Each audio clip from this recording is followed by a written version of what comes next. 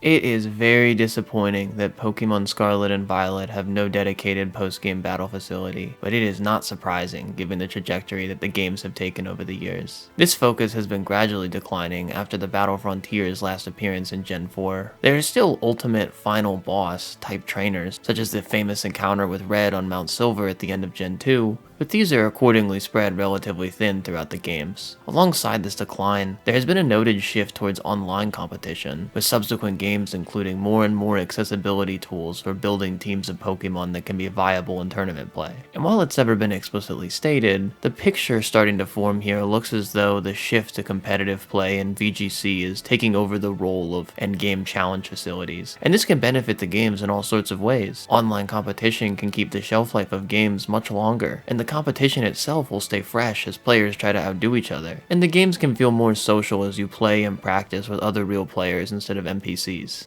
But is this actually good? Has taking away the old been a change for the better for the series? I'm not gonna say it's all bad, it definitely has some upside to it. It's certainly made the Pokemon phenomenon better. There's a noted emphasis towards the social aspects, and it extends from the most casual experiences to the highest level play. It is easier than ever to play Pokemon with your friends, and I love that. A lot of people love that. It was easily one of the best aspects of Scarlet and Violet. Just getting to roam around in a game like this with your friends feels really good. But all of that is the social and competitive components to this. As a game with a single player story, losing the Battle Tower feels terrible. It leaves a gaping hole in these games. I've heard a lot of outcry for the loss of the Battle Frontier over the years, but it definitely isn't just nostalgia. Admittedly, I'm extremely nostalgic for it. I think about those good old days all the time. It's got flaws, but even with the flaws that it does have, it still represents something concrete in these Pokemon games that you can really feel the difference of when it's not there. This is the end game. This is the height of the challenge that the game itself is going to offer you. If you can succeed here, you've mastered the game. This is the challenge designated by the game itself as the height of battling. So this is the ultimate test of an aspiring Pokemon master. Okay, but what even is a Pokemon Master? This has been a key phrase for Pokemon across its entire lifespan. Ash's goal in the anime is famously to become one. The title has been mentioned by the anime, characters in games, guidebooks. Hey, Editing Drew here. That is Lorelei in the book. She is listed as a Pokemon Master in some books and in the anime, but for some reason, 4Kids decided to localize her name to Prima for no reason, so thank you 4Kids, but it is Lorelei. Okay, as you were. There's even an entire mobile game that is dedicated to this concept, so clearly it's really, really important. But it doesn't really mean anything? Characters have described certain objectives that are or could be on the path to master, like completing the Pokédex or becoming the champion, but there's never been a definitive answer. Pokemon has purposefully never outlined this answer, yet the title and the idea are thrown around everywhere across the series. More than anything, it seems to be an ongoing aspiration and a mindset rather than a title that you earn. It's common to have mastery as a mindset instead of concrete objectives when it comes to competition. Online games especially behave like this. Competitive games are rarely, if ever, going to have a narrative ending or conclusion. There will always be someone better, skills that you can improve on, and matches to keep winning. Is there a list of things that you could do to master a game like League of Legends or CSGO, for example?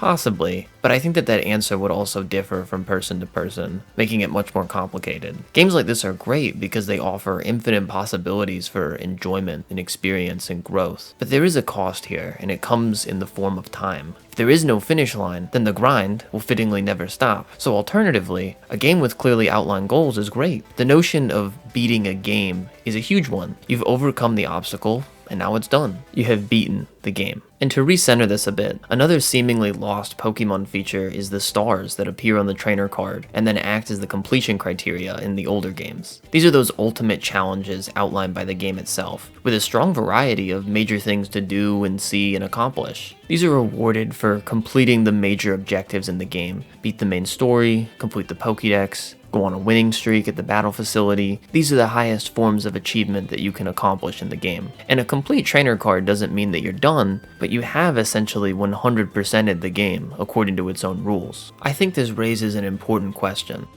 When are you really done? The majority of these achievements are usually only possible after beating the main story. You completed the game, so what's the deal here? When am I really done? In games that have endings, it is incredibly common to have a true final boss or post-game materials that occur after the main story's conclusion. The story may be done and over with, but here's this final challenge of completing the game. My personal favorite example of this is when a Mario game features a final, painstaking gauntlet that can only be completed by the most seasoned player, and the difficulty has been cranked up to the absolute maximum. And not to mention it comes much after the main story has been completed, if you can even say Mario has one. Pokemon is no stranger to this concept, and often a game will have you feel as becoming the champion and beating the main story is where the real game begins. The training wheels have been taken off, and this is usually where the battle tower type facility comes into play. These are the only areas in the game where you could fight Pokemon at the level cap of 100 with your, hopefully, also level 100 Pokemon. Sometimes this cap is at 50, but you can only go as high as the cap, and you can't over level here, so it's you versus the game at the best that they can throw at you. And that is the function of their existence. They do increase the lifespan of the games, but they aren't just infinite battle simulators. They are the final boss. Every Pokemon game between the 3rd and 7th generations has had a version of the trainer card stars, and every one of them except for Fire Red and Leaf Green has had a star for success at their respective battle facility. Sword and Shield, the 8th generation, lack the stars, but do have a battle tower. So this is not anywhere close to a one-time gimmick that was just being experimented with. It's a core staple of the series. Scarlet and Violet aren't totally void of post-game activities, but a true final boss of this caliber is just simply not present. No, these games seem to mark that overall tone shift for the series where the remnants of the old have finally left in full. There might even be more battling to be had here when the main story is complete, but it all comes in either the form of cooperative play or PvP battling. And sure, battling other people online is normal enough, but terror raids as a final boss are a joke. They rarely, if ever, function properly for an entire encounter, and the top difficulty 7-star raids offer up a very hollow challenge, as your main opponent is usually your teammates or lag, and the raids end up falling very flat here. There's the final in-game tournament too, but the level caps off around 70, and because of those accessibility measures I mentioned a while ago, getting your team to 100 and then stomping everyone in the tournament is not going to be much of a challenge. It would seem that with the advent of the Switch, the boosts in online capabilities, open world environments, and this new social emphasis, Pokemon as a game overall has majorly changed with these latest additions. And a part of me is greatly saddened by this. I don't hate or really have anything against competitive play in Pokemon. I actually quite enjoy it when I have the time available to learn what's going on. But is it really going to be the true final boss from now on? Is going up against other players at tournament level replacing a challenge posed by the game? Does a well-developed online and multiplayer battle infrastructure mean there's no more room for tried and true endgame bosses? No, of course it doesn't mean that. And no, the professor fight at the end of the game is not this either. They don't even stack up to Red, let alone the battle tower. But I digress. We can absolutely have both. But whether Pokemon is willing to establish both is a question that remains to be seen. And it's not looking great. It absolutely makes sense that a shift is happening within the games. Pokemon was always meant to be more social in some capacity. More integrated online, more regular competition seasons and tournaments, and even the open world are all Pokemon moving towards that idea. But the single-player journey can never be separated from it without the identity drastically shifting. So why remove series staple features that have and can easily exist side by side with the new infrastructure?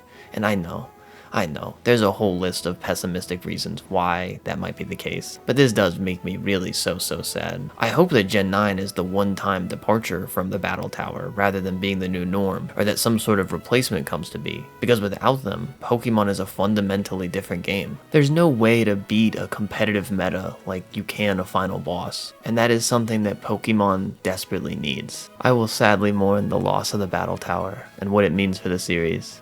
Thanks for watching this one, folks. Hope you enjoyed it. Like the video and subscribe on your way out if you did. And I'll see you next time. Drimish out.